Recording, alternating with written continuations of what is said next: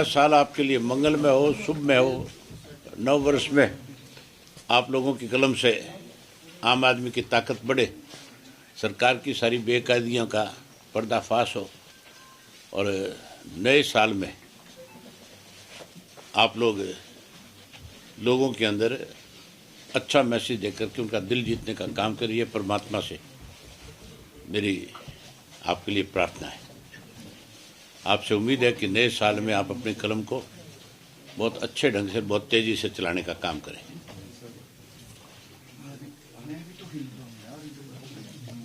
मैं तो आज नए साल में अपने कुछ साथियों की नई जिम्मेवारी लगाने के लिए ऑफिस आया था। मुझे पता लगा कि आप सब लोग यहाँ हैं, तो मैं क्या आप सबसे भी रूबरू होकर के जाऊं। पिछले कुछ दिनों से, पिछले एक वर्ष में जो भाजपा की सरकार रही है, जिस सरकार को कांग्रेस की मेहरबानी से बनी, उस सरकार ने एक साल की अपनी बहुत सी उपलब्धियां गिनाई। जो कमियां और खामियां थी उनका जिक्र नहीं किया, केवल जो कागजों में इन्होंने खाना पूर्ति करी उसके बारे में आपके बीच में चर्चा करी। बड़े बड़े पोस्ट दिए अखबारों में, झूठ के पुलंदे लोगों के बीच में जाहिर करने का काम किया। इस सरकार में एक साल में और नए घोटाले हुए। उसमें धान का घोटाला था। जिस धान घोटाले के अंदर जो लोग उसके जिम्मेवार थे उनके खिलाफ कोई कार्रवाई नहीं। 3 अफसरों को सस्पेंड किया गया, तीनों बहाल कर दिए गए। अंडर इंक्वायरी उनको बहाल करके इवन उनकी प्रमोशन की फाइल भी चला दी। उसके अलावा अभी अनिल विज का बयान आया पिछले हफ्ते में कि उसी के एक डिपार्टमेंट में पहले 1300 करोड़ का घोटाला बताया और फिर 1500 करोड़ का बताया। जब एक मंत्री अगर ये कहता है कि मेरे डिपार्टमेंट में 1300 करोड़ का घोटाला है और वो चीफ मिनिस्टर को लिखता है कि इसकी जांच होनी चाहिए, फिर वो मंत्री किस चीज़ का है? पहले तो किसी भी मंत्रालय में अगर कोई छोटी मोटी घटना घट जाती थी तो मंत्री उसकी जिम्मेवारी लेकर पद से इस्तीफा दे देता। अब पहले घोटाला करते हैं और जब लगता है घोटाला उजागर होगा, पता लगेगा, तो फिर कहीं ना कहीं बचने के लिए मुख्यमंत्री को सिफारिश कर देते हैं। और मुख्यमंत्री भी उस पर कार्रवाई करने की बजाय 3 अधिकारियों की कमेटी बना देता है ताकि उसको ठंडे बस्ते में डाल दिया जाए। जैसे शराब घोटाला इन्होंने 3 बार जांच करा के और आखिर उसको डस्टबिन में डाल दिया। उसी तरह से मुझे लगता है कि ये जो घोटाला हुआ है 1500 करोड़ का, इसको अलग अलग जांच कराएंगे, जांच करा करके इसको भी कहीं ना कहीं डस्टबिन में डालने का काम करेंगे। सबसे बड़ा तो ये भ्रष्टाचार इस एक साल में हुआ है। कोई दिन ऐसा नहीं है जिस दिन घोटाला ना हो किसी ना किसी डिपार्टमेंट में। उसके बाद सबसे बड़ी उपलब्धि ये रही है कि बारिश की वजह से किसान की लाखों एकड़ जो फसल खराब होगी, जो पिछली फसल खराब हुई, नई बुआई नहीं कर सके, उन किसानों को और कैसे कमजोर किया जाए, एक सोची समझी षड्यंत्र के तहत उनको मुआवजा ना देना और उनके खेत का पानी ना निकालना, ये सबसे बड़ी उपलब्धि सरकार की दूसरी है।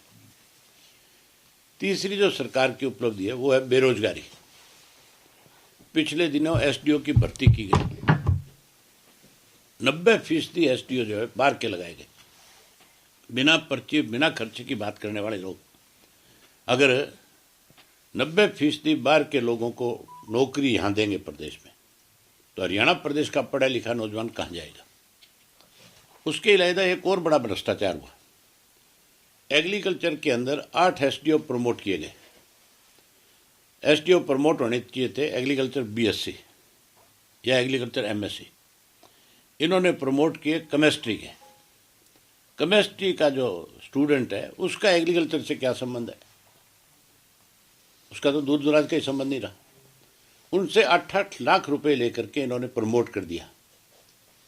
जब एग्रीकल्चर के जो बीएससी एमएससी लड़के थे हाई कोर्ट गए, तो फिर कहीं कोर्ट में जाने के बाद उनको राहत मिली। उसके अलावा इस सरकार के अंदर राव नरवीर सिंह ने एक आरोप लगाया भी। आपके एक कौन से चैनल का कोई कॉन्क्लेव चल रहा था, इंडिया न्यूज़ का था। उसमें ये कहा कि हमारे सारे अधिकारी जो है भ्रष्ट है, सब मंथली लेते हैं। अगर एक मंत्री ये कहता है कि अधिकारी सारे के सारे मंथली ले रहे हैं, तो फिर इसका मतलब ये भ्रष्टाचार तो ऊपर से है। अधिकारियों की हिम्मत नहीं हो सकती कि वो अकेले अपने बलबूते पे, अपने दम पे किसी से पैसा मांग ले। फिर तो सरकार का डर और भय खत्म हो गया। इसका मतलब उसका सीधा सीधा ये आरोप था कि भाई हम तो ऊपर से लेकर के नीचे तक इस दलदल की राजनीति में फंसे हुए हैं। हमने इस प्रदेश को लूटने के सिवाय हमारा कोई दूसरा काम नहीं बचा। ये जो इनकी उपलब्धियां थी ये बताने की बजाय पोस्टर छाप दिए अखबारों में। आज भी छप रहे हैं, कल भी छपे हुए थे, परसों भी थे। इसके अलावा अनेक जो आपका ये बना रखा है, जो लाडो लक्ष्मी जो है, उस लाडो लक्ष्मी के अंदर बड़ा घोटाला किया है इन्होंने। लाडो लक्ष्मी योजना के बारे में कहा तो ये गया था कि हर महीने 2100 रुपया देंगे। अब हर महीने देने की बजाय उसको कह रहे हैं क्वार्टरली देंगे। उसमें बहुत सारी शर्तें लगा दी और उसमें वो जो 2 महीने का बीच में गैप रखा, 3 महीने देने की बात करी है, उसका मकसद ये है कि उस पैसे का ब्याज खाया जाए। जो लाडो लक्ष्मी योजना के तहत जो एक अलग से पैसा रखा गया, उस पैसे का सिर्फ ब्याज खाना इनका मकसद है। इसी तरीके से आपके जो नरेगा है, इस नरेगा का नाम खत्म करके जहां महात्मा गांधी का अपमान किया केंद्र की सरकार ने, वहीं सबके साथ, गरीब आदमी के साथ सबसे बड़ा धोखा किया इसमें।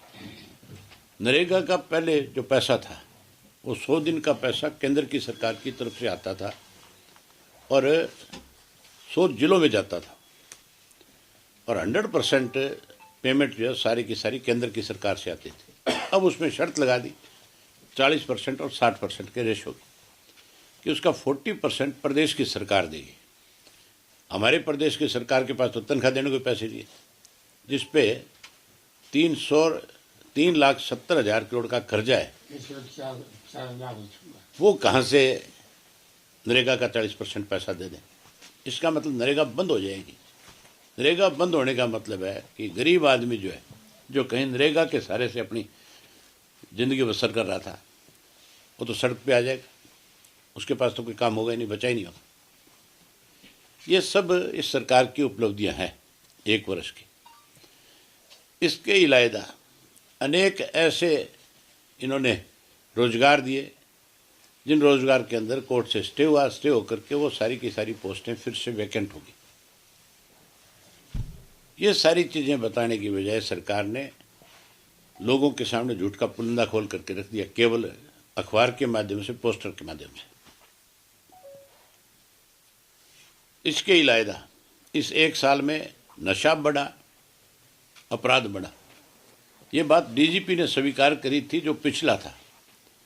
उसने खुद ये कहा था कि हमने ओम प्रकाश के, ओपी सिंह के डीजीपी लगने के बाद खुद उसने प्रेस के रूबरू ये बात बताई थी कि मैंने इतने अपराधी पकड़ लिए कि हमारे पास जेलों में रखने के लिए जगह कम पड़ गई। तो इसका मतलब अपराध बहुत ज़्यादा बढ़ा था, बेहिसाब अपराध बढ़ा। जहाँ अपराध बढ़ा वहाँ फिरौतियाँ मांगी गई। वहीं कितनी बलात्कार की रोज़ की घटनाएं, कितनी हत्याएं, ये रिकॉर्ड की चीज़ है। सेंटर की एक एजेंसी है जो खुद सर्वे करके बताती है कि किस स्टेट के अंदर कितना अपराध हुआ है। हरियाणा उसमें अपराध में नंबर 1 पे आकर के खड़ा हो गया आज की तारीख में। ये उपलब्धि है इस सरकार की। तो उम्मीद करेंगे कि आप ये सारी बातें प्रदेश की जनता के सामने लेकर के जाएंगे और सरकार को भी अपनी कमियां और खामियों के लिए अवगत कराने का काम करेंगे।